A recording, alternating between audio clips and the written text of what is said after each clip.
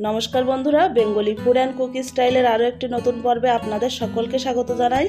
बंधुरा आज के आमी नतून आलू नियेछि। आज के आलू दिए एकटा नतून धरनेर रान्ना करब।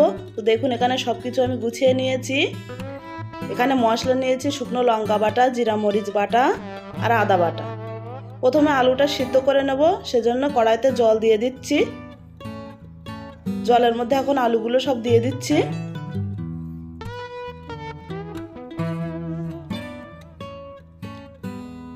বন্ধুরা এই সিজনের নতুন আলু দিয়ে কিন্তু এই রান্নাটি করে খেলে খুবই ভালো লাগবে।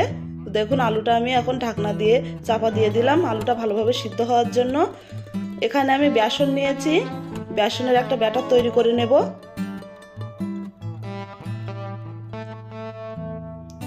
বেসনটা একটা পাত্রের মধ্যে নিয়ে নিলাম। এবারে দিয়ে দিচ্ছি পরিমাণ মতো লবণ, দিয়ে দিচ্ছি হলুদ গুঁড়ো। এবারে এর মধ্যে এক এক মশলাগুলো দিয়ে দেবো। দিয়ে দিচ্ছি আদা বাটা, অল্প একটু জিরা মরিচ বাটা আর দেবো শুকনো লঙ্কা বাটা। এই সব কিছু মশলা দিয়ে একটা সুন্দর ব্যাটার তৈরি করে নেব।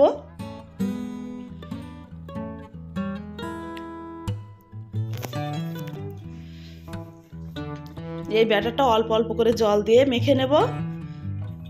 একসঙ্গে অনেক জল দিলে ব্যাটারটা একটু ঝোল হয়ে যেতে পারে, তো অল্প অল্প করে জল দিয়ে মেখে নিচ্ছি।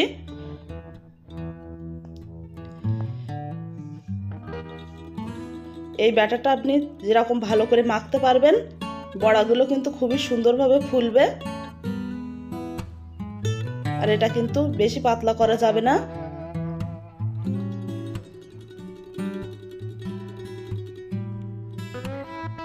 এদিকে আমার আলুগুলো সিদ্ধ হয়ে গেছে, এখন এগুলো জল থেকে তুলে নেব।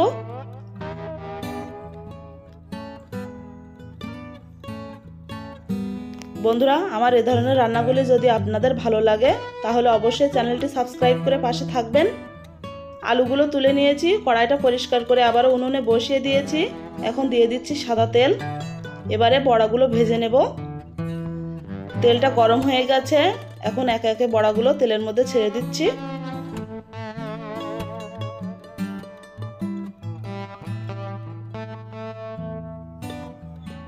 এরকম ছোট ছোট বড়া করে ভেজে নেব।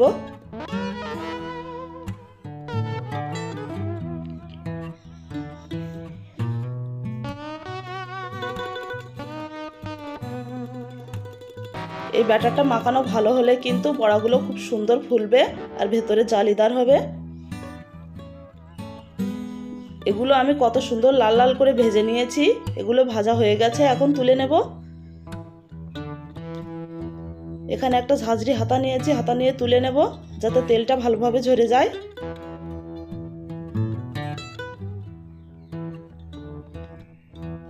সব বড়াগুলো আমি একইভাবে ভেজে নিচ্ছি।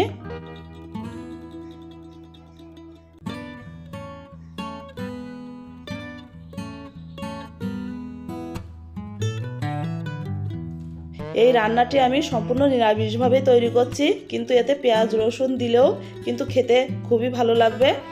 আর এভাবে নিরামিষভাবে তৈরি করলেও কিন্তু খেতে খুবই সুন্দর হবে।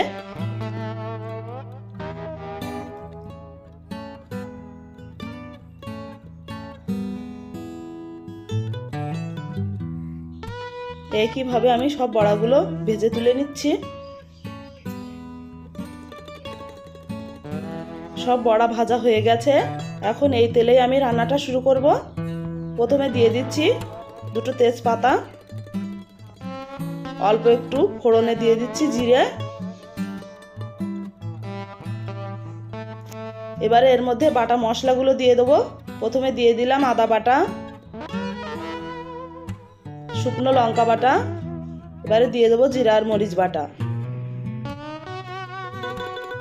এই মশলার মধ্যে অল্প একটু জল দিয়ে দেবো।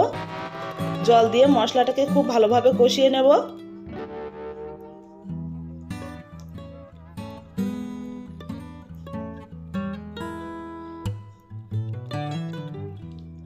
মশলার মধ্যে দিয়ে দিচ্ছি লবণ, দিয়ে দিচ্ছি হলুদ গুঁড়ো।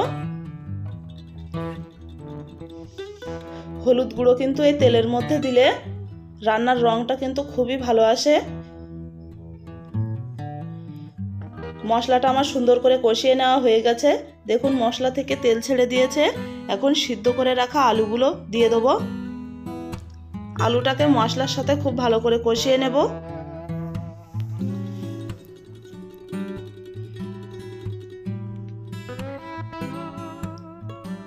বন্ধুরা, আমার এই রান্নাটি আপনাদের কেমন লাগলো অবশ্যই কমেন্ট করে জানাবেন।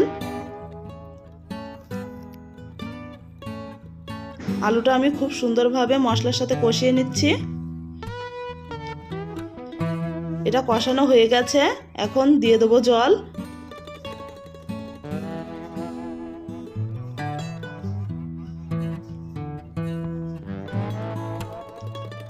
এই রান্নাটায় কিন্তু একটু জল বেশি দিতে হবে।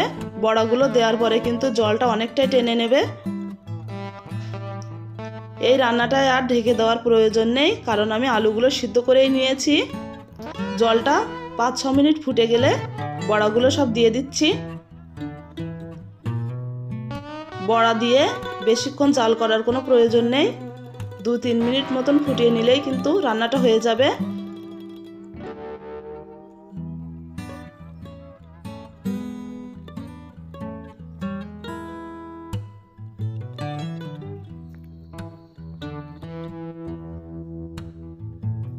দেখুন রান্নাটা কিন্তু প্রায় হয়ে এসছে।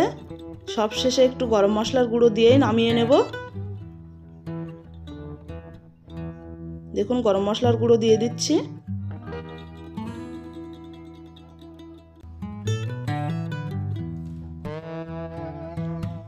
মশলাটা একটু তরকারির সাথে ভালো করে মিশিয়ে নেব।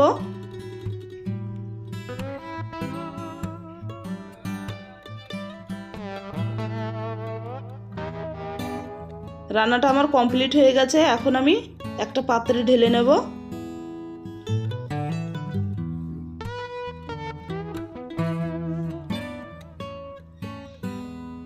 দেখুন অনেকটাই গ্রেভি দেখা যাচ্ছে, কিন্তু এটা কিন্তু ঠান্ডা হয়ে গেলে অনেকটাই কমে যাবে। তো দেখুন রান্নাটার কালারটা কিন্তু খুবই সুন্দর হয়েছে। বন্ধুরা, আজকে এই রান্নাটি আপনাদের কেমন লাগলো অবশ্যই কমেন্ট করে জানাবেন। আর ভালো লাগলে অবশ্যই চ্যানেলটি সাবস্ক্রাইব করে পাশে থাকবেন। আর এরকম নতুন ধরনের রান্না আপনারা বাড়িতে বানিয়ে খাবেন, খুবই ভালো লাগবে। নমস্কার।